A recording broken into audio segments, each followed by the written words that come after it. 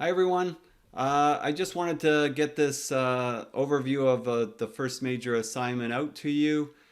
This is for the residential construction technology class and course. So this is your major assignment overview. Everything will be posted on Blackboard under the assignments folder. So this will be worth 30% of your final mark. It's due November 23rd. I'll have some resources that you can use that you'll need. The residential project plans. We're going to use the Brook drawings from your textbook.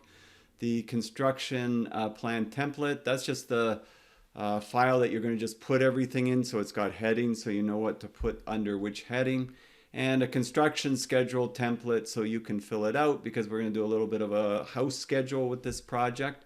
And this project is broken up into two parts. One is going to be a presentation, and the other part is going to be for the actual gathering of the information and putting it together into a plan.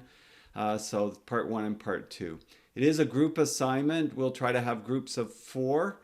Part one is worth 20% of the final mark, and part two is worth 10%. So that's your 30%. Basically, you're going to prepare a description. You're going to pretend you're like a company, a small residential company, and how would you organize that company? President, project manager, site super, how would that potentially be organized? That's just a small part of it. Put a detailed description of the property. So think about when a realtor is selling a property, how they describe it.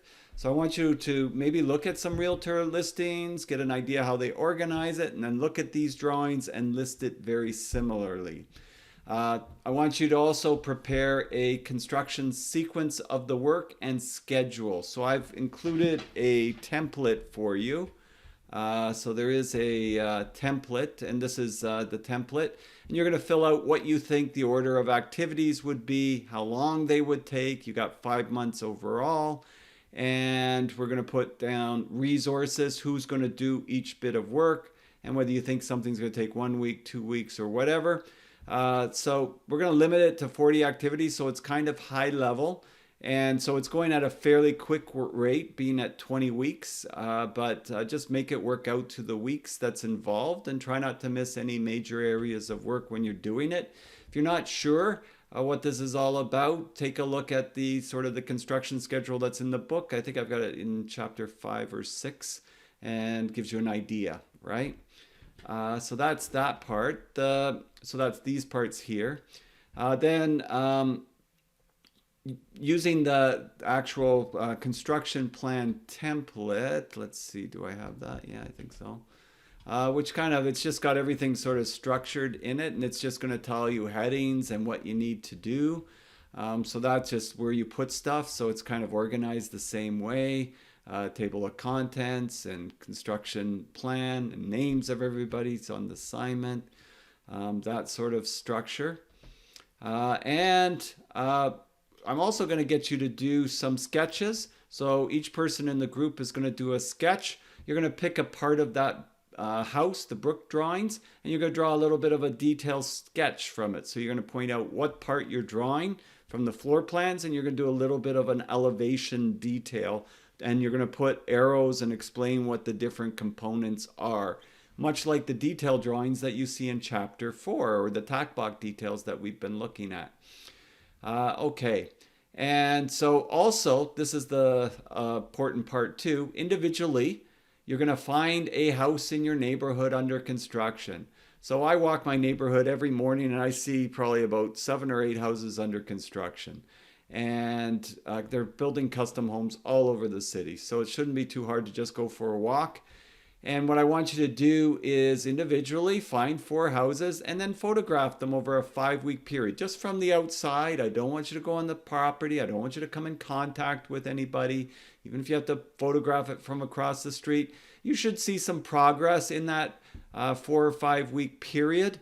Some of you, maybe you pick a house and there's not much progress. Well, that's just the way the cookie crumbles. But try to take one that looks like it's an active house, not one that's been sort of sitting there abandoned for the last 6 months or a year, and just take pictures of it progressing. And it should be very interesting to see how that progresses. And so you're going to put the photos and note changes that have taken place. So notice the changes and describe the changes. And you can compare and contrast the work that's going on in your group. You can discuss it between each other, what kind of stage of the project is in, and compare it to your overall schedule that you did for the brick drawing. So you can compare and contrast and discuss underneath the photos what's been going on. And you're going to basically take that information and also do a Google Maps. You see if there's anything on the Google Maps. Maybe it'll show the bungalow that was there before they tore it down. So they'll give you a little bit of investigative work to do. You're going to put all that information into the template.